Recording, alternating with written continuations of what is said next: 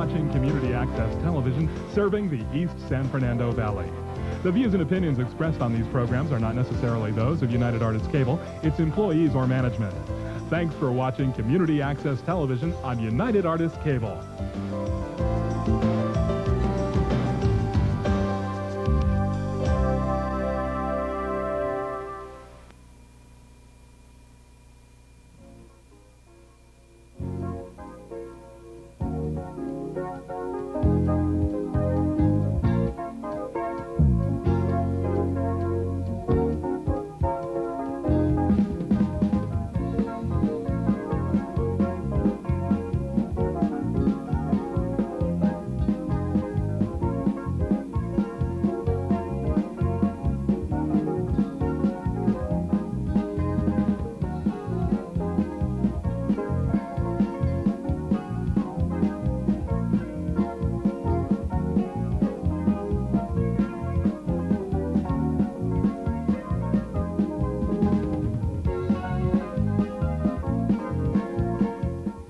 Hi, I'm Jeff Whapham, and welcome to today's show.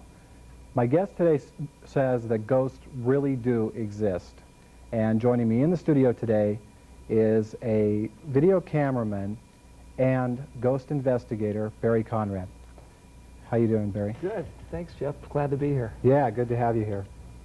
Okay, now today's show is about an actual ghost investigation. Right. That's right. Actually, I've been investigating ghosts for about 12 years now. Is that right?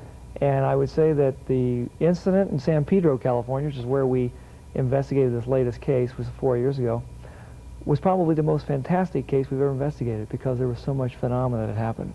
Okay. All right. Who was the person that contacted you in regard to this particular case that we're going to be talking about today? Okay, originally I was contacted by Dr. Barry Taff, actually, who's a pretty well-known parapsychologist. If you remember a movie called The Entity Case. Yes, I remember it. Actually, the movie The Entity, and it became, I mean, it was a book first. Right. Well, that movie and book was based on a real story, and that case was investigated by Dr. Taff in 1974. And he called me and he said that he had this haunting, apparently it was a haunting going on in San Pedro. In '89, a young woman had called him, very distraught, and he said we should go check it out. And I had worked with him a few other times before this. We investigated the Queen Mary and a couple other cases of hauntings, but never do we see anything quite like what we saw in San Pedro. Okay. What kind of unusual things, what was this lady's name, first of all? Her name was Jackie Hernandez. Okay. What kind of things did she claim were going on in her home? Well, when she first called us, she said that there were incredible things happening in her house, things that you expect to see in a horror movie. First off, she said that she saw the apparition of an old man that appeared. He looked almost like a skeleton. Okay. I'm not really a skeleton, but he was very emaciated looking, very gaunt, almost corpse-like. In fact, that was the very word she used. She said he looked like a corpse. Okay. And so we were intrigued. Not only did she say she saw the old man, but she said that other things had been moving around her apartment, her house rather. A lamp flew off a table. A picture frame flew off the wall. Wow. There was a very strange substance appearing on water glasses and dripping out of her cupboards in this house. Wow. So we were quite intrigued. And yeah. the one thing that intrigued us, maybe perhaps more than anything, was the fact that she said she had seen a disembodied head in the attic, which was different than the original apparition of the old man. So we decided that would be one of our first target areas to investigate. Okay. Now, who was involved in this initial investigation? Initially, it was myself, a friend of mine named Jeff Wheatcraft, who was a still photographer, very good still photographer. He was a complete skeptic, however, about ghosts until that night. He will later become a pivotal character in all of this because there were a number of violent attacks on Mr. Wheatcraft. Right. During our investigation, which makes this case truly phenomenal. Dr. Barry Taff was there, and basically we had a couple other people that were helping us out, but we were the nucleus of that investigation originally. Okay, what was like the first area of the home that you explored? Well, the first area of the house we explored was that attic. We were a little nervous about that attic when we heard about these things going on, but actually, no real reason to be nervous because we hadn't seen anything yet. Right. But we went to the back of the house. I remember getting this kind of dizzy feeling, And I remember several other people felt like you were sort of several fathoms below water. It was a very unusual feeling. But again, I thought maybe it was psychological. You know, we heard all these stories, and we thought, well, you know, it's getting to us. You know, we're just, you know, because you can conjure up a lot of things in your own mind. That's true, yeah. Psychologically. Yeah. But the attic intrigued us. So we went up into the attic. Actually, I should say Jeff went up into the attic first. Okay. Took a 35mm camera, and shortly after that, a very amazing thing happened. We heard this scream. He came bolting down out of the attic, and he said that something invisible had pulled the camera from his hands. And he was sweating, you know, he was white, pardon the pun, as a ghost. And I've never seen Jeff like that. Jeff's a very rational person, very logical person, so this was something that blew holes right through his logic. Yeah, he had no idea that he was going to encounter something like this. Absolutely No idea whatsoever, nor did any of us ever have any idea that this haunting would turn out to be that way. But here's the amazing thing that happened, Jeff. You're not going to believe this. We go back up in the attic, we find his camera lying all the way on the other side of the attic in a little apple box, like a fruit box. Right. The body of the camera is lying in that fruit box. But the amazing thing was the lens had been removed. It had bayonet mount lens. It had actually, the ring had been turned, and the lens had been removed from the camera. And the lens was about 12 feet away behind the opening, behind the trapdoor. Now, on a 35mm camera, you would have to, like, push the little button there and turn it. That's right. That's right. That's amazing. So it was amazing to us because, you know, obviously whatever it was up there had some degree of intelligence. But now here's the thing. People say to us all the time, well, was there someone up there hiding? Could they, you know, was there a trap door up there? Right. But we had the attic thoroughly checked out. There was no, really no place for anyone to hide. And if they had been hiding, you would have heard them because there were a lot of loose boards up there. You would have heard them, the boards scrabbling. Okay, so how many of you were there up there? I mean, in the attic? Just two of us, Jeff and I. Jeff and you. Very amazing thing happened, though, right after the camera incident, I might mention. Okay.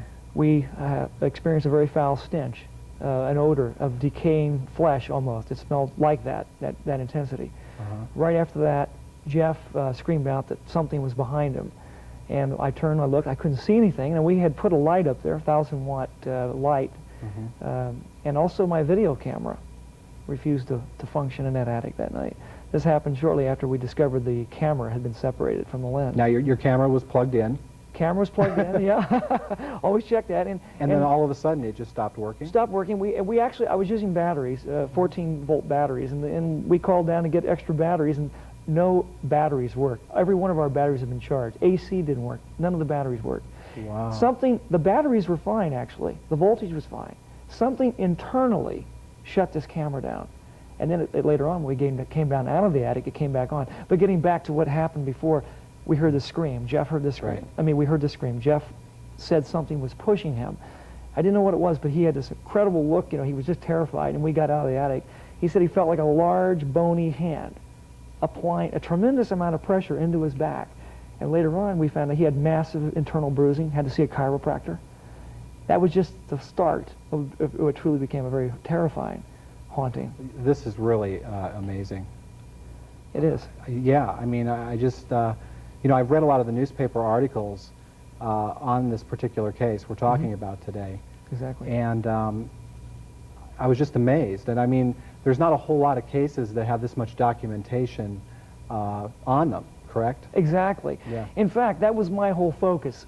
Being a professional video cameraman in Studio City, I've always tried to document things well because I used to be an old news cameraman. Okay. From way back. And you know how we're trained to really go after the story and keep the camera rolling, and I've always been fascinated with this subject, and I thought, here's a chance, here's an opportunity to really keep that camera rolling and try to capture something, because believing in ghosts is a hard subject. I understand people's skepticism because unless you're there, it's very hard to believe, and I completely understand that. Okay. After you came out of the attic, what are some of the other things that occurred in the house? Okay. Well, interesting thing, that first night, which was August 8th, 89, was truly phenomenal. We came out of the attic, and the camera worked again. So then, at that point, I started documenting things. Okay. A little later on, Jeff peeked back up in the attic. I might say he did not go back all the way up in the attic. He peeked up there, and in order to peek up there at that time, we had no ladder. We had to stand on top of a washing machine. So he kind of regained his composure and went on with the investigation. Right, very alert, and he saw, now this would be a pivotal part, later on become a very meaningful part of the investigation for us, because he saw two or 3 flashes of light in the attic, little small balls of light. I believe 2 of them were small, the other one was very large, like a basketball-sized light. Right. And then they disappeared. One of those lights he got on camera. He got a photograph of one of those lights. But later on, we heard, right after he saw the lights, by the way, we all heard this incredible noise, like a large man walking up there. It was very, very mystifying, because there was nothing up in that attic. We had thoroughly checked out that attic. Amazing. And there was nothing up there. And I can see no reason why Jackie would be hoaxing someone. She was a very simple woman, very, very pleasant woman, but certainly did not have the means to create a hoax. From the beginning, did Jackie Hernandez seem like a credible lady? I mean, the stories that she was telling you. Extremely. Yeah. Extremely credible. In fact, that was one of the things that really motivated me to want to check out her story further.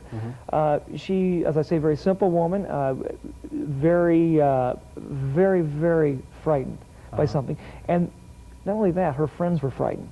They were absolutely terrified, because they had witnessed things too. You know, there were things that were flying through the house that they had seen, and they were all pretty shook up. So, again, like I say, very credible witness, in my opinion. Okay. I understand that 6 months after the initial investigation that you guys did there in her home, she decided to relocate. That's right. That's right. There were some pretty amazing things that happened between that time, but she decided to relocate to an area called Weldon, which is up by Lake Isabella in Kern Valley. Okay, before we start talking about her new location, what are some of the other things that happened after you left? Well, there were some pretty amazing things that happened. I would say that on September 4th, 1989, this haunting came to a culmination. We had received a phone call, which I have on tape, and she was very, very panicked. One of our other researchers was there, Gary Boehm, happened to be at my home that night. And she calls a little late. She said that the ghost was throwing things at her. She was completely terrorized, panicked. Wow. It was at a point where she had to get out of this place. So what we did, we hauled down there, got our camera equipment, went down there, got there about 1 a.m. Okay, so you didn't just go like one time to Jackie Hernandez's home. Many times. Many times. Every time that she felt things were happening, Yes. she would call you and say, get down here. Yes, I spent many nights there in the house. I saw many things. There were hideous breathing sounds that you hear coming from the attic area.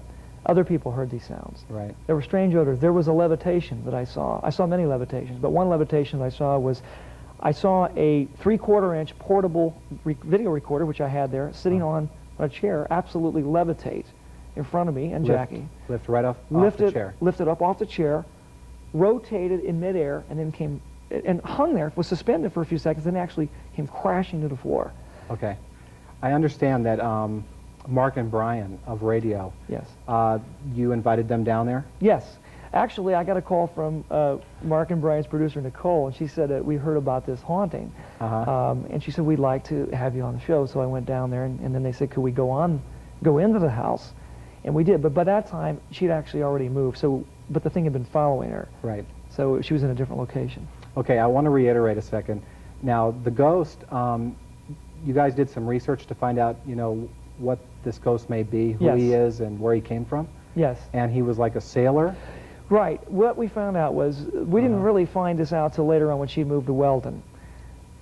She moved to Weldon, she said all these things had happened, and there was a Ouija board session. Now, I mean, this was a Ouija board session to end all Ouija board sessions. Right. I would not normally have any credence in a Ouija board session. Okay. The only time I have credence in a Ouija board session is when there is undeniably paranormal phenomena surrounding that session. Right. That night, the table shook violently. The candles were continually blown out, and Jeff Wheatcraft, who I'll mention, we'll get to that a little bit earlier, something very important happened earlier to him, was levitated. Okay, let's talk a little bit more about this when we come back.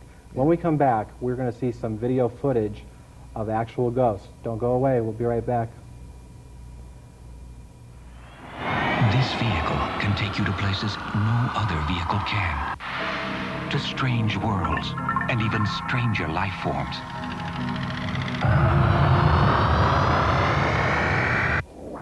It can take you inside a human heartbeat to the innermost mysteries of life itself. It can take you to the silicon landscapes of tomorrow's supercomputers. It can even take you to a world where information travels on highways of light. This incredible vehicle can take you as far as your ability and imagination will allow. But only if you don't bail out. So stay in school. This message was brought to you by the United States Air Force because we know how far a good education can take you. Hi, welcome back. Today we're talking with ghost investigator Barry Conrad, and we've been talking about a case that happened in San Pedro, California back in 1989, correct? 1989, that's correct. Right, and the lady that was in the home, her name is Jackie Hernandez, and she brought a crew of people in to investigate some strange and unusual happenings that were occurring in her home.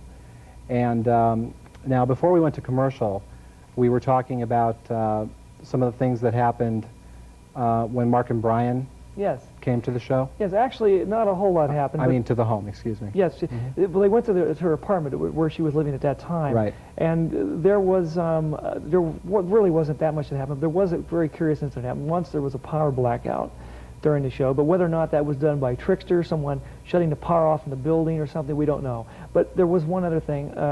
They were in the bedroom, because that's where some of these balls of light had been photographed. They wanted to see those things appear, they were hoping. And they had the door shut, but their engineer was sitting there, and all the rest of us that were in the house, and suddenly the bathroom light just came right on by itself that night. But that was pretty much all that happened while they were there, and they were there just a very short time. Okay, now, how many times did Jackie Hernandez end up moving? Because I've read several of the articles, okay, and it seems, I don't think we've discussed this yet, is that the ghost has followed her. That's correct. Everywhere she goes. That's correct. And if you remember the Entity case, which was the movie, right, that ghost followed that woman too, all the way to Texas. Right. This case was very interesting because not only did the ghost follow Jackie Hernandez, it followed us as researchers, which makes it quite unique in that respect. You mean you actually had personal experiences at your own home? I had an entire plethora of phenomena, poltergeist phenomena, break out in my apartment in Studio City. And it would happen like right after you came back from? Yes. Yes, it would happen, well, not all the time. Actually, it would usually happen after I had been there after a couple days, actually. Suddenly I'd be investigating this case, come back, suddenly it would hit without warning. Usually its calling card was the turning on of the gas burners at my former apartment there. You'd walk in, come in from a job or something, walk in at night, the gas burners would be on. You turn them off, you walk out of a room, no one else in that room, walk back in, and the burners are back on again. Wow. Continually moving objects around the apartment, blew out bedroom windows. There was other attacks on Jeff Wheatcraft when he would be over there. After we get done with a job, we'd come back in, we'd be unloading equipment.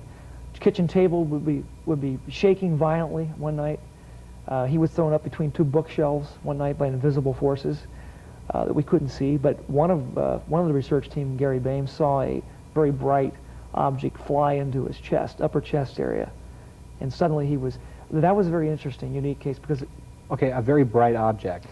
I believe it was a very, like about the size of like a little ball of light about the size of an eraser head. Like a ball of light, like coming through. Right, okay. Right. And it flew into his chest, kind of an arcing motion into his chest. And at that point, I heard a scream, and we turned, and he was between the bookshelves.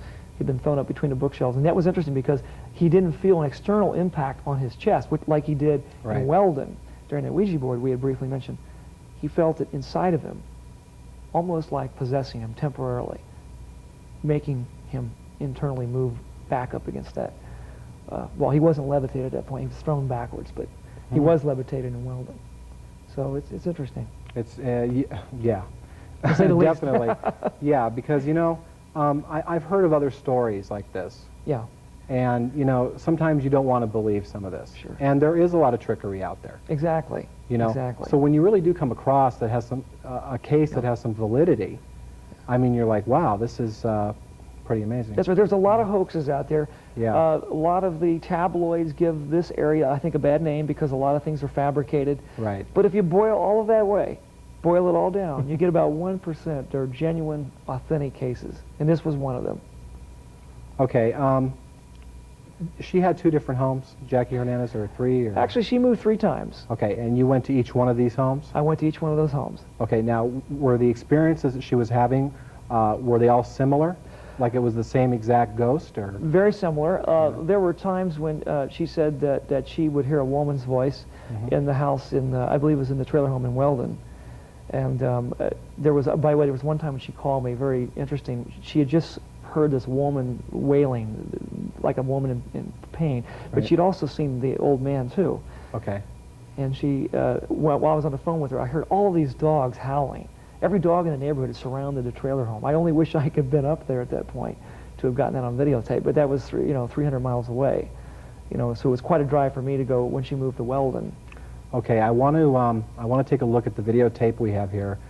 That we're going to actually see some video documentation of ghosts, right? That's right, absolutely. Or This is something of an unknown being. This is not staged. This is the real footage here.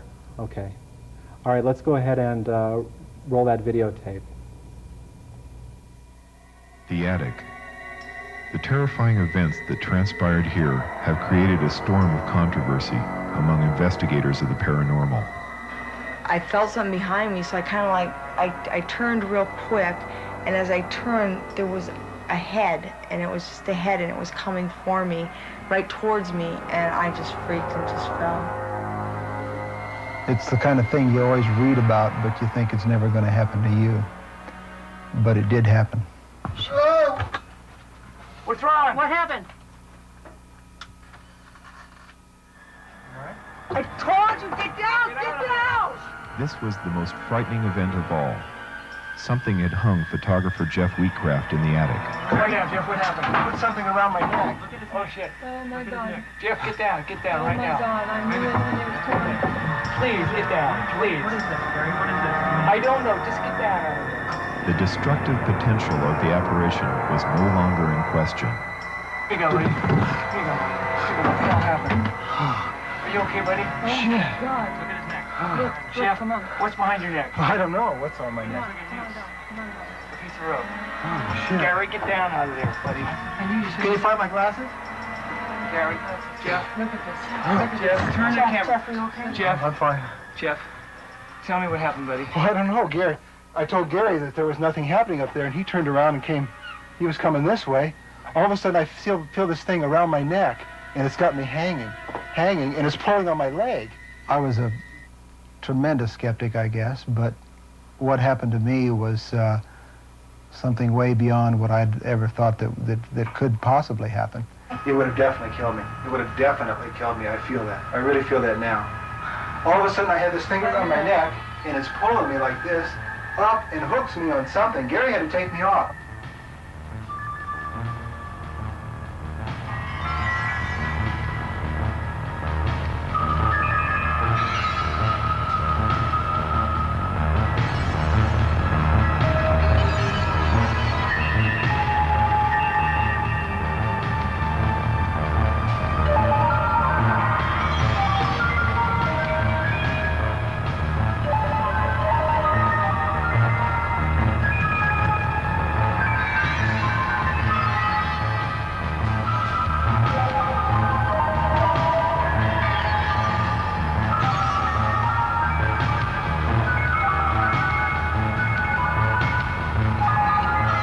The events you've just witnessed have become recognized as the best documented evidence of the supernatural.